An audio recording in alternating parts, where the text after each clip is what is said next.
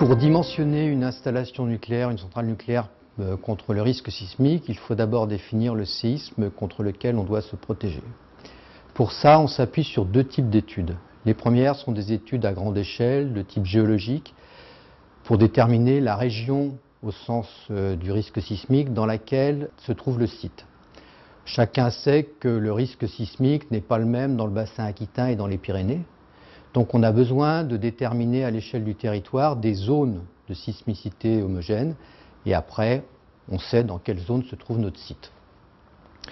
Ensuite on procède à des études de sismicité historique, c'est-à-dire que dans la zone où se trouve le site, on cherche quel est le séisme le plus fort ressenti dans la période historique, c'est-à-dire à peu près dans les 1000 dernières années en France. Et on fait l'hypothèse que ce séisme peut se produire sur le site.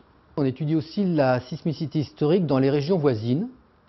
Et on cherche le séisme le plus fort ressenti dans chacune des régions voisines. Et on fait l'hypothèse qu'en restant dans sa région, ce séisme peut se produire à l'endroit le plus proche du site. Une fois qu'on a fait ce travail, par rapport à ces séismes que l'on qualifie de séismes maximum historiquement vraisemblables, on prend une marge pour déterminer le séisme contre lequel on doit se protéger.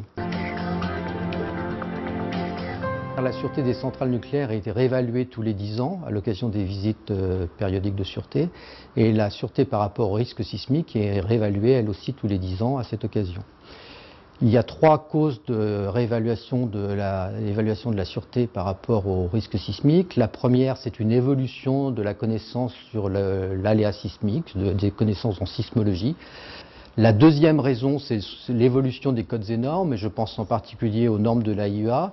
Et la dernière cause, c'est que l'on tient compte de l'évolution de l'état de l'art, des pratiques d'ingénierie qui sont elles-mêmes très dépendantes de l'évolution de la puissance de calcul des ordinateurs.